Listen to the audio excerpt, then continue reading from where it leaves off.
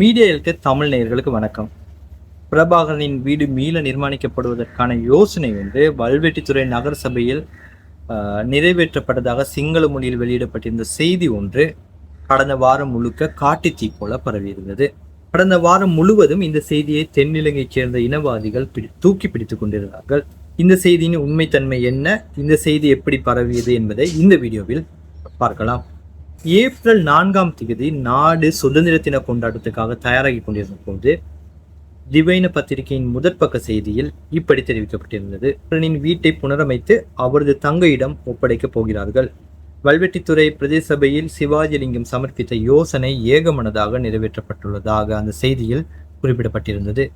அந்த செய்தியின் உள்ளடக்கத்திலேயே தமிழீழ விடுதலை புலிகளின் தலைவர் வேலுப்பிள்ளை பிரபாகரனின் வீட்டை புனரமைத்து அதனை அவரது சகோதரியிடம் ஒப்படைக்க வேண்டும் என கடந்த 2ஆம் தேதி வல்வெட்டித்துறை பிரதேச சபையில் சிவாஜிலிங்கம் முன்வைத்த யோசனை ஏகமனதாக நிறைவேற்றப்பட்டதாக தெரிவிக்கப்பட்டிருந்த இந்த செய்தி குறிப்பாக வல்வெட்டித்துறை பிரதேச சபை அல்ல, வல்வெட்டித்துறை நகர சபை 4ஆம் தேதி திவைன பத்திரிகையின் முதற்பக்க செய்தியாக இந்த போலியான செய்தி வெளியிடப்பட்டதன் பின்னர் இந்த செய்தியின் உண்மைத்தன்மையை ஆராய்ந்து பார்க்காமல் தென்னிலங்கையைச் சேர்ந்த பல ஊடகங்களும் இந்த செய்தியை அப்படியே வெளியிட்டிருந்தன.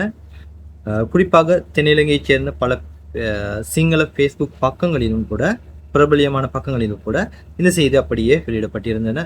பிரபாகரின் வீட்டை புதுப்பிக்க யோசனை முன்வைக்கப்பட்டுள்ளது. புலிகளின் தலைவரது வீட்டை மீள கட்டுவதற்கு வல்வெட்டித்துறை பிரதேச சபை அனுமதி.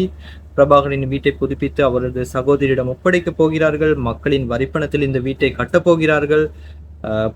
பிரபாகரனுக்கு உருவ சிலை வைக்கப் போகிறார்கள். பிரபாகரனுக்கு நினைவாலயம் அமைக்கப் போகிறார்கள் என்றெல்லாம் செய்திகள் பரப்பப்பட்டிருந்தன. பிரபாகரனின் தந்தையான திருவேங்கடம் வேலுப்பிள்ளை 2010ஆம் ஆண்டு ஜனவரி 6ஆம் தேதி இராணுவ கட்டுப்பாட்டில் இருக்கும்போது உயிரிழந்து விடுகிறார்.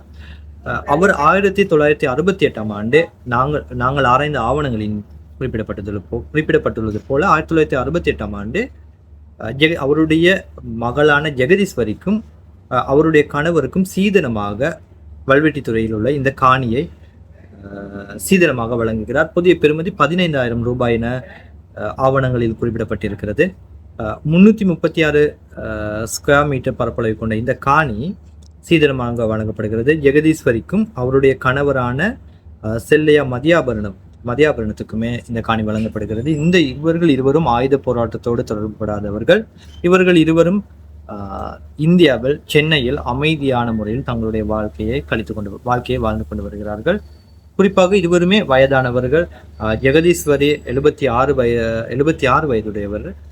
அவருடைய கணவன் நான் நினைக்கிறேன் 87 வயதுடையவராக இருக்கிறார். இருவரும் வயதானவர்கள், அமைதியான முறையில் தங்களுடைய வாழ்க்கையை வாழ்ந்து வருகிறார்கள். இவர்களுக்கு சீதனமாக வழங்கப்பட்ட இந்த காணியை பவர் பெட்டோனி ஊடாக நடராஜ் ஆனந்தராஜ் என்பவருக்கு பராமரித்து பார்த்துக் கொள்வதற்கு வழங்குகிறார்கள். குறிப்பாக காணியை பராமரிக்கவும், காணியின் எல்லையில் மதில்களை அமைப்பதற்கும், காணி சார்ந்த விடயங்களின் போது அரசு திணைக்களங்கள் உள்ளூராட்சி நிறுவனங்களுடன் ஒப்பந்தங்களை ஏற்படுத்திக் கொள்ளவும், அதில் கையெழுத்திடவும், காணி சார்ந்த விடயங்களின் போது அரசு மற்றும் அரசு சார்பற்ற நிறுவனங்களுடன் இணைந்து செயற்படுவதற்கும், காணி சார்ந்த விடயங்களில் ஈடுபடுவதற்கும் நடராஜ் ஆனந்தராஜுக்கு அனுமதி வழங்கப்பட்டிருக்கிறது. இந்தியாவில் வைத்துதான் இந்த பவர் ஆஃப் அட்டர்னி எழுதப்படுகிறது. இந்தியாவில் இந்த பவர் ஆஃப் அட்டர்னி பதிவு செய்யப்பட்டும் இருக்கிறது. இதன்படி அவர்கள் இருவரும், அதாவது பிரபாகரனின் சகோதரியும் அவருடைய கணவனுடைய விருப்பத்தின் பேரில் அவர்களுடைய செலவில், அரசு செலவில் அல்ல, அவர்களுடைய தனிப்பட்ட செலவில் இந்த காணியில் இரண்டு தளங்களை கொண்ட வாசிக சாலை ஒன்றை அமைப்பதற்கான யோசனை ஒன்று வல்வெட்டித்துறை நகர சபையில் முன்வைக்கப்படுகிறது. அவ்வளவுதான் நடந்த விடயங்கள். அதாவது கீழ்த்தளத்தில் ஸ்டடி ஹால் ஒன்றும் ஸ்டேஜ் ஒன்றும், மேல்தளத்தில் லைப்ரரி ஒன்றையும் அமைப்பதற்கான பில்டிங் அப்ரூவல் ஒன்றுக்காக விண்ணப்பம் ஒன்றை பிரபாகரனின் சகோதரி அவருடைய கணவரின் சார்பாக இந்த நடராஜ் ஆனந்தராஜ் வல்வெட்டித்துறை நகர சபையில் விண்ணப்பம் ஒன்றை செய்கிறார். எனினும் இது போன்ற சர்ச்சைக்குரிய விடயங்களாக இருக்கும் பொழுது அது சம்பந்தமாக நகரசபை கூட்டங்களின் போது கலந்துரையாடப்படும். இதன் அடிப்படையிலேயே இந்த விடயம் நகரசபையின் கூட்டத்தில் கலந்துரையாடப்பட்டதாக தமிழரசு கட்சியின் நகரசபை உறுப்பினர் மயூரன் எங்களிடம் தெரிவித்திருந்தார். இது தொடர்பில் நானும் எங்களுடைய சக ஊடகவியலாளரான மனிஷ்காவும் சண்டே ஒப்சர்வரில் ஒரு நீண்ட கட்டுரை ஒன்றை எழுதியிருந்தோம். அந்த கட்டட விண்ணப்பத்திற்கு அனுமதி வழங்கப்படுவது தொடர்பில் வல்வெட்டித்துறை நகரசபை கூட்டத்தில் பேசப்பட்ட விடயங்களை தென்னிலங்கையை சேர்ந்த ஊடகங்கள் திரிவுபடுத்தி போலியான இனவாதத்தை கக்கக்கூடிய செய்திகளை வெளியிட்டிருந்தார்கள். இந்த கூட்டத்தில் கலந்து கொண்டிருந்த தமிழரசு கட்சியின் நகரசபை உறுப்பினர் மகாலிங்கம் மயூரன் சட்டத்தரணி. இவர் ஒரு சட்டத்தரணி. இந்த கூட்டம் பற்றிய முழுமையான வீடியோ ஒன்றை அவருடைய ஃபேஸ்புக் பக்கத்தில் பதிவேற்றி இருக்கிறார். அந்த ஃபேஸ்புக் வீடியோவும் நாங்கள் முழுமையாக ஆராய்ந்தோம். தென்னிலங்கை சிங்கள ஊடகங்கள் குறிப்பிடப்பட்டிருந்தது போல அவர்களுடைய செய்தியில் குறிப்பிடப்பட்டிருந்தது போல எந்த விதமான தகவல்களும் அந்த கூட்டத்தில் கலந்துரையாடப்படவில்லை. வல்வெட்டித்துறை நகரசபையின் நிதியை பயன்படுத்தி பிரபாகரனுக்கு நினைவாலயம் அமைப்பதற்கான எந்த விதமான கலந்துரையாடல்களும் இடம்பெறவில்லை என மகாலிங்கம் மயூரன் எமக்கு தெரிவித்திருந்தார். சட்டத்தரணி மயூரன் போலவே சிவாஜி லிங்கமும் தென்னிலங்கை ஊடகங்கள் வெளியிட்டிருந்த செய்தியை மறுத்திருந்தார். பிரபாகரனுக்கு நினைவாலயம் அமைப்பது தொடர்பான எந்த விதமான யோசனையும் தான் முன்வைக்கவில்லை என அவர் எங்களிடம் தெரிவித்திருந்தார். வாழ்ந்த அந்த நிலத்தில் அந்த காணியில் நூலகம் ஒன்றை அமைப்பதற்கு பதிலாக அவர்கள் வசித்த முன்பிருந்த வீட்டை மீள கட்ட வேண்டும் என்கிற யோசனையே மயூரனால் முன்வைக்கப்பட்டதாகவும் இந்தியாவில் வசித்து வரும் பிரபாகரனின் சகோதரிக்கு கடிதம் ஒன்றையும் அனுப்பியிருக்கிறார். கடிதத்தில் இவ்வாறு தெரிவிக்கப்படுகிறது.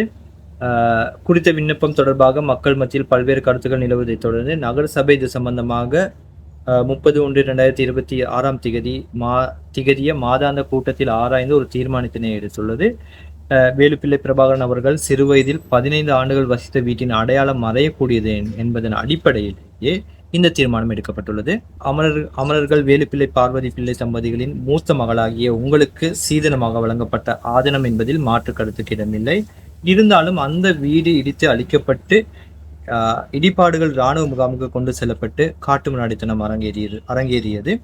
இவ்வாறு வேலுப்பிள்ளை பிரபாகரன் வசித்த வீட்டின் அடையாளத்தை அழிக்கும் முயற்சிக்கு முற்றுப்புள்ளி வைக்க வேண்டிய தேவை உள்ளது. இந்த சூழ்நிலையில் இடித்து அழிக்கப்பட்ட ஒரு வீட்டின் மாதிரியை காட்சிப்படுத்தி அமரர்கள் வேலுப்பிள்ளை பார்வதி பிள்ளை ஆகியோரின் உருவச்சிலைகளை நிறுவி எதிர்காலத்தில் ஒரு அருங்காட்சியகமாக மாற்ற வேண்டும் என்பதுதான் எமது பெரு விருப்பம். இதில் உங்களுக்கு ஏதாவது பிரச்சனைகள் இருக்குமானால் நகரசபையிடம் குறித்த காணியை நன்கொடையாகவோ அல்லது நீண்டகால குத்தகைக்கோ அளித்தால் எமது வேண்டுகோளை நிறைவேற்றக்கூடியவாறான செயற்பாடுகளை நாங்கள் மேற்கொள்வோம். இது சம்பந்தமாக தங்களது முடிவை எமக்கு 28/2/2026 தேதிக்கு முன்னர் அறிவித்தால் கட்டட விண்ணப்பம் தொடர்பில் முடிவு எடுக்கக்கூடியதாக இருக்கும். நகரசபையில் குறித்த